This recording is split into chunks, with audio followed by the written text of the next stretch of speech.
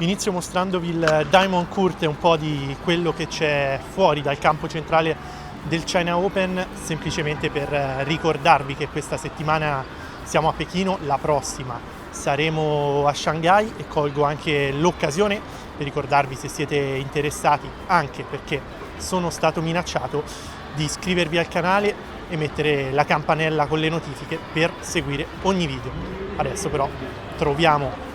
un posto tranquillo e parliamo di tennis. E alla fine torniamo dove siamo stati bene, perché in altre parti dell'impianto, almeno quelle in cui mi sarei voluto mettere, c'è la gente in questo momento e sta guardando Qin Wenjiang sui maxi schermi, e quindi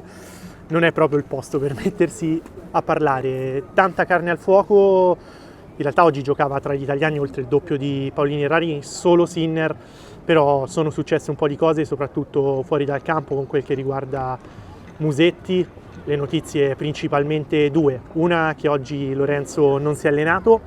ieri aveva chiuso la partita, era con un problema alla coscia, all'inguine sinistro, ed era venuto anche in zona mista con il ghiaccio, aveva detto però di non essere preoccupato, di darsi 24 ore per capire. E poi in questa situazione c'è anche un po' quello che è accaduto a livello social per quello che è stato detto in campo sui colpi di tosse. E diciamo che c'è stata molta attivazione sui social media cinesi, ci sono subito state le scuse di Lorenzo, che chiaramente, preso da quello che è successo in campo, a bocce ferme si è subito pentito, ha chiesto scusa. Vedremo domani, quando giocherà contro Mannarino, che accoglienza avrà, perché diciamo il sentiment sui social media cinesi ha un peso magari diverso da quello a cui siamo abituati in Europa, quindi l'abbiamo visto con Taylor Townsend in Billie Jean King Cup, ma anche giocatrici come Badosa, Svitolina, per cose accadute in passato ancora oggi non sono tanto apprezzate. La speranza è che invece il rapporto di Lorenzo con il pubblico di casa si possa subito riappacificare. Però ieri Lorenzo ha avuto anche l'esordio contro Empesci Pericard, ha vinto in 3 set, una partita complicata che però ha dato segnali positivi, sia per come è riuscita a vincerla nei momenti importanti, sia perché, e questo lo ha detto anche dopo, è un tipo di giocatore che gli crea ancora problemi, o meglio, sa che avrà una partita in cui ci saranno alti e bassi e cose da risolvere, però è un giocatore, e si vede, contro cui oggi riesce a prendere campo, riesce a prendere la via della rete. Sono giocatori che soffre meno, molto meno rispetto al passato, questi grandi servitori che poi gli mettono subito pressione da fondo. Quindi la vittoria di ieri secondo me ha un grande valore per Lorenzo, soprattutto arrivata dopo l'impegno di Chengdu e dopo magari anche quello che era stato il finale a Chengdu, e adesso arriva una partita contro Mannarino che può aprire le porte a un quarto di finale importante, anche perché intanto in ottica race per Torino oggi ha sofferto, ma De Minaur alla fine è riuscito a vincere il proprio match, e quindi Lorenzo, che la settimana scorsa è riuscito a sorpassarlo prendendosi il 7° posto nella race, deve continuare a tenere il passo. Domani contro Lerner Tien rivedremo in campo anche Flavio Cobolli, che, spendo 2 parole poi prima di arrivare a Sinner, ieri ha vinto un grande match contro Andrei Rublev, e sicuramente degli italiani era quello con un esordio più complicato, e anche qui si sono visti grandi passi in avanti di Flavio. Nella parte tennistica li conosciamo, li abbiamo visti per tutto l'anno. C'è anche la parte mentale e la gestione di un match non facile, perché Rublev è un giocatore che quando serve la prima ti mette subito pressione, e lì è davvero difficile giocare, tant'è che Andrea era andato sopra 5-2 e Flavio non aveva mai risposto, era andato sopra di un break nel secondo set, e poi nel primo set sul 5-3 tutto sommato era solo un break a separare i due. Andrei non ha trovato un paio di prime, Flavio è riuscito a entrare nello scambio, è riuscito a muoverlo, è riuscito a girarsi di diritto, ed è questa poi la cosa che nel match è riuscito a ripetere più volte. In più il discorso delle palle, tra l'altro qui si gioca Ed Tour XT, a Shanghai si giocherà con le Yonex Tour Platinum, e Mensik dopo il suo successo di primo turno mi ha detto: qui le palle muoiono dopo 2-3 game, e io spingo e la palla non va. Flavio ha detto: questa cosa a me tutto sommato non dispiace. Anche Lorenzo ha detto che comunque sono campi in cui la palla salta abbastanza alta, e quindi Flavio adesso ha l'occasione anche lui di andare ai quarti di finale, ma ha preso una vittoria forse come qualità dell'avversario una delle più importanti della sua carriera, anche se poi come momenti lui ci ha tenuto a dire: ne ho vinte di più importanti secondo me.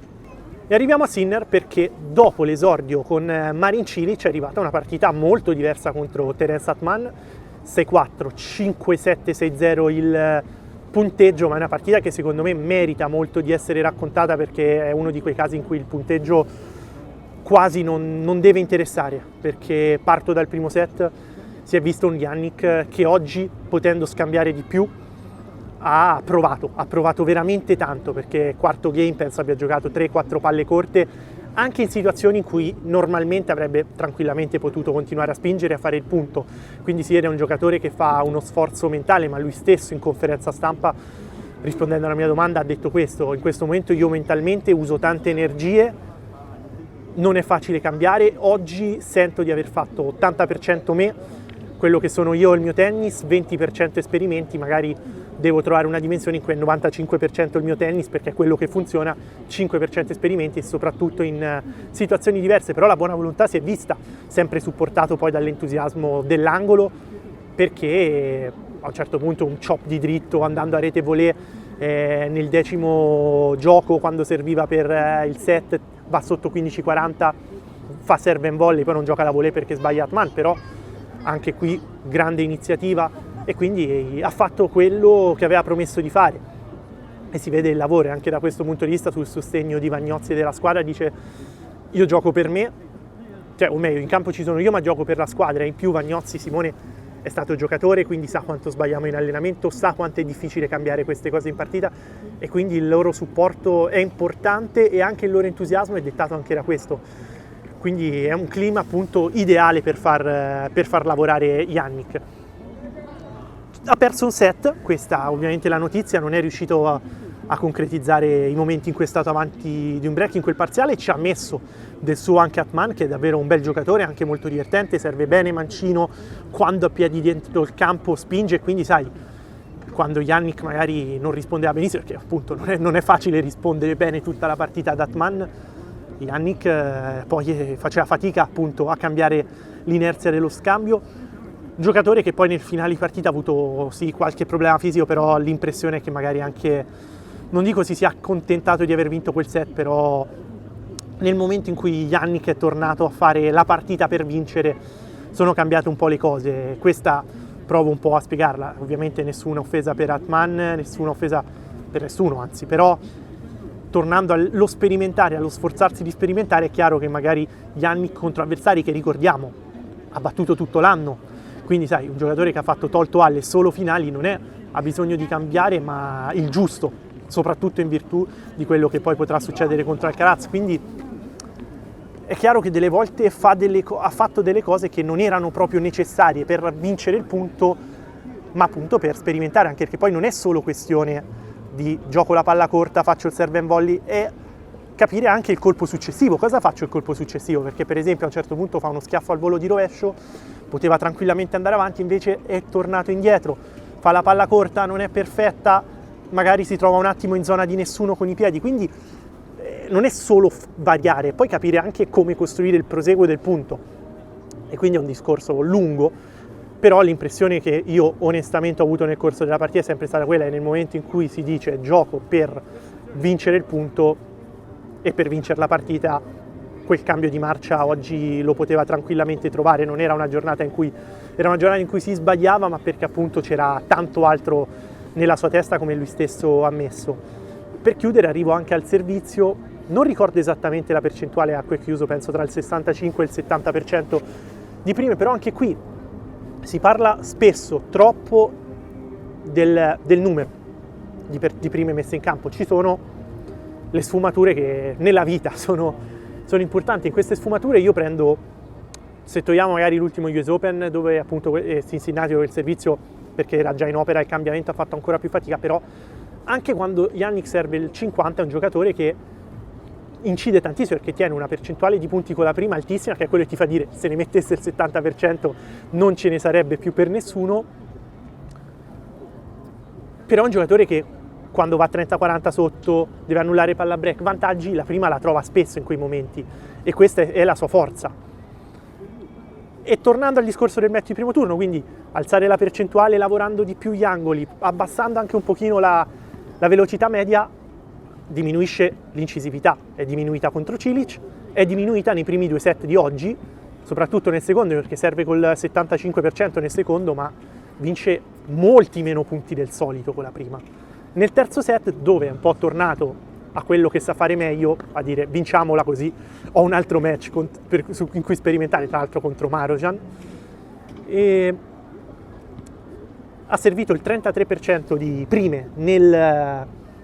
terzo set, che è quello che ha vinto 6-0, però ha vinto 7 punti su 7 con la prima, quindi vedi quanto poi, è vero, ne sbaglia di più, ma perché quando la prima entra incide. È lì che bisogna arrivare, non è solo il numero, è arrivare a incidere in quel modo. È un percorso veramente lungo, secondo me, ma penso Jannik stesso l'ha detto, non arriverà a Pechino, non arriverà a Shanghai, probabilmente non arriverà neanche a Torino. Ci sarà un off-season? Vediamo, è un percorso lungo, ma quando finirà il suo turno di cambiare ricomincerà quello di Alcaraz e sarà così veramente per tanti anni, quindi da questo punto di vista io non mi preoccuperei per niente. Tra l'altro, ripeto, un giocatore che è tutto l'anno che arriva in finale, ha vinto 2 slam, quindi anche lì preoccuparsi sì, ma il giusto, diciamo, lasciamo a lui il lavoro, ai tifosi e agli appassionati lascerei il divertimento di guardare questo sport, specialmente dal vivo. E qui chiudo promettendovi, per quanto possibile, ovviamente qui a differenza della Billie Jean King Cup non si possono fare video delle conferenze, non si possono fare video degli allenamenti, però proverò a farvi vedere qualcosa anche di come funziona e com'è Pechino e come Shanghai, come tornei, perché sono esperienze molto interessanti in tornei che hanno cose migliori, cose peggiori rispetto magari a Roma, Torino, Monte Carlo, che sono tornei che conosciamo meglio, però un'esperienza davvero molto interessante e la fortuna di avere in campo ancora tanti italiani, non solo Sinner, domani Musetti, Cobolli e Paolini.